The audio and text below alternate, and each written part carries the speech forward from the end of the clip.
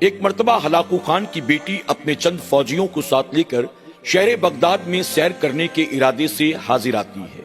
ابھی وہ بغداد کی گلیوں سے بازاروں سے گزر رہی تھی کہ اسے ایک مقام پر مسلمانوں کی بھیڑ نظر آتی ہے۔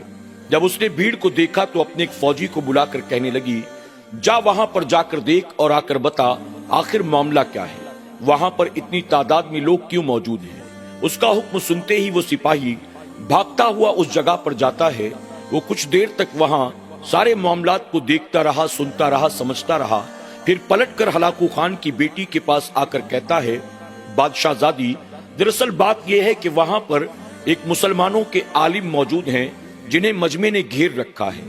وہ ان کے سامنے دین کی باتیں کر رہی ہیں اور پھر لوگ ان سے جو سوالات کرتے ہیں وہ ان کے سوالوں کا جواب دیتے ہیں۔ اس پر ہلاکو خان کی بیٹی کہتی ہے کہ کام کرو، تم جاؤ اور جا کر اس عالم کو میرے پاس بلا کر لاؤ۔ اب چند فوجی جاتے ہیں اور جا کر اس عالم دین سے کہتے ہیں، ہماری بادشاہ زادی نے یعنی ہلاکو خان کی بیٹی نے آپ کو یاد کیا ہے، آپ چلیں ہمارے ساتھ۔ حالانکہ وہ عالم دین لوگوں کے درمیان بیٹھے دین کی باتیں کر رہے تھے، وہ نہیں چاہتے تھے کہ وہ اس مجمع کو چھوڑ کر یہاں سے جائیں، اور نہ ہی لوگ چاہتے تھے کہ محفل کو برخاست کیا جائے، لیکن پھر بھی وہ جانتے تھے ہلاکو خان کی بیٹی ہے، اگر ہم نے انکار کیا تو مسلمانوں پر ظلم کیا جائے گا۔ وہ ہلاکو خان کی بیٹی کے پاس آتے ہیں اور آ کر کہتے ہیں، بادشاہ زادی بتاؤ مجھے کیوں یاد کیا گیا۔ اس پر ہلاکو خان کی بیٹی کہتی ہے کہ مجھے تعجب ہے دیکھ کر کہ تم اپنے آپ کو مسلمان کہتے ہو لیکن تم لوگوں کا اللہ پر ایمان نہیں ہے۔ اس پر وہ عالم دین کہنے لگے، لا حول ولا قوت الا باللہ، تم سے یہ کس نے کہا ہمارا اللہ پر ایمان نہیں ہے؟ ارے اللہ پر ایمان ہی کی وجہ سے تو ہم مسلمان کہلاتے ہیں، پھر آخر اللہ پر ایمان نہ ہو جس کا، وہ مسلمان کیسا؟ اس پر ہلاکو خان کی بیٹی کہنے لگی، اگر تمہارا اللہ پر ایمان ہے تو مجھے لگتا ہے کہ تمہارا اللہ کے اختیارات پر، اللہ کی قدرت پر ایمان نہیں ہے۔ آپ نے دوبارہ کہا، لا حول ولا قوت الا باللہ، اللہ پر ایمان لانے کا مطلب یہی ہے، ہم اللہ کو خالق مانتے ہیں، مالک مانتے ہیں، قادر مانتے ہیں، اس کے اختیارات کو مانتے ہیں۔ آخر کون سا مسلمان ہے جو اللہ کی قدرت کا اور اس کے اختیارات کا انکار کر سکے؟ اس پر ہلاکو خان کی بیٹی مسکرا کر کہتی ہے، جب تمہارا اللہ پر ایمان ہے، اللہ کی قدرت پر ایمان ہے، تو تمہیں یہ ماننا پڑے گا کہ اللہ تعالیٰ تم لوگوں کے مقابلے ہمیں زیادہ پسند کرتا ہے، ہم سے محبت کرتا ہے۔ اس پر عالم دین نے کہا، بلا وہ کیسے، یہ بات آپ نے کیسے کہی؟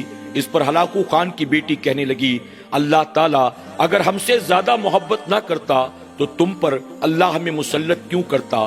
اللہ نے تم کو کمزور بنایا ہے اور ہمیں اللہ نے طاقت دی ہے، تم رعایا میں ہو، ہم بادشاہ ہیں، تو اس کا مطلب یہ ہے کہ اللہ تمہارے مقابلے ہمیں زیادہ پسند کرتا ہے، ہم سے زیادہ محبت کرتا ہے۔ اس پر وہ عالم دین کہتے ہیں، ہلاکو خان کی بیٹی اگر تو میری بات کا برا نہ مان تو میرے ایک سوال کا جواب دے۔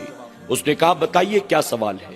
آپ فرماتے ہیں، تو نے کبھی کسی چرواہے کو دیکھا ہے جو بکریوں کا ریوڑ لے کر، بھیڑوں کو ساتھ لے کر جنگلوں کی طرف جاتا ہے انہیں چرانے کے لیے؟ عالم دین کی اس بات کو سن کر شہزادی جواب دیتی ہے، ہاں میں نے بہت سے چرواہے دیکھے ہیں، وہ چرواہے اپنی بکریوں اور بھیڑوں کی ریوڑ کو لے کر جنگلوں کی طرف چرانے کے لیے جاتے ہیں۔ اس پر عالم دین نے کہا، پھر تو نے یہ بھی دیکھا ہوگا جب چرواہے بکریاں اور بھیڑوں کو چرانے کے لیے جنگلوں کی طرف جاتے ہیں تو ان کے ساتھ دو چار کتے بھی ہوتے ہیں۔ شہزادی کہنے لگی، ہاں میں نے یہ بھی دیکھا ہے، ان کے ساتھ کتے بھی ہوتے ہیں، آپ آخر کہنا کیا چاہتے ہیں؟ اس پر وہ عالم دین کہتے ہیں، شہزادی کیا تو جانتی ہے جب چرواہے اپنی بکریوں اور بھیڑوں کو چرانے کے لیے جنگلوں کی طرف جاتے ہیں تو آخر ساتھ کتے لے جانے کی وجہ کیا ہے؟ اس پر شہزادی کہتی ہے، میں اس کی وجہ بھی جانتی ہوں، جب بکریاں یا بھیڑیں ریوڑ سے بدک جاتی ہیں، دائیں بائیں بھاگتی ہیں یا مالک کے کنٹرول سے باہر ہو جاتی ہیں تو اس وقت چرواہا اپنے کتوں کو ان بکریوں کی طرف دوڑا دیتا ہے اور پھر وہ کتے ان بکریوں کو گھیر کر دوبارہ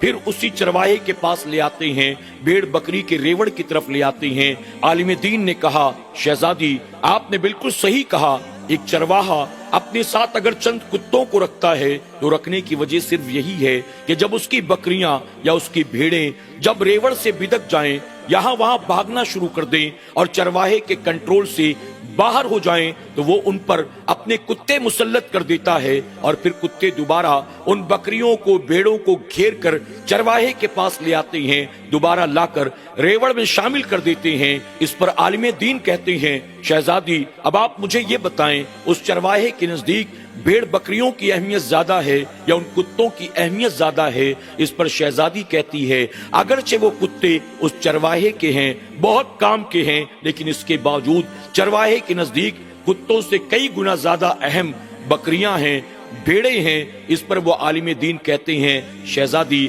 آپ نے بالکل صحیح سمجھا، بس اسی طرح سے اللہ تبارک و تعالیٰ کے نزدیک آپ لوگوں کی حیثیت سوائے ان کتوں سے زیادہ کچھ بھی نہیں ہے۔ جب اللہ کے بندے اللہ کی نافرمانی کرتے ہیں، بغاوت کرتے ہیں، اللہ کے حکم کو نہیں مانتے ہیں، بدکتے ہیں، اپنی مرضی کے مطابق یہاں وہاں بھاگنا شروع کر دیتے ہیں، تو اللہ تعالیٰ تم جیسے کتوں کو ہم پر مسلط کر دیتا ہے تاکہ انہیں گھیر گھار کے دوبارہ اللہ کی بارگاہ میں لایا جائے، اللہ کی بارگاہ میں رجوع کیا جائے، اپنے رب کی بارگاہ میں توبہ کر لی جائے۔ جب تک ہم پلٹ کر واپس نہیں آ جاتے ہیں تب تک کتوں کی اہمیت ہے، اس کے بعد کتوں کی اہمیت ختم ہو جائے گی۔ اللہ اکبر۔ ہلاکو خان کی بیٹی نے جب یہ سنا وہ حیران رہ جاتی ہے۔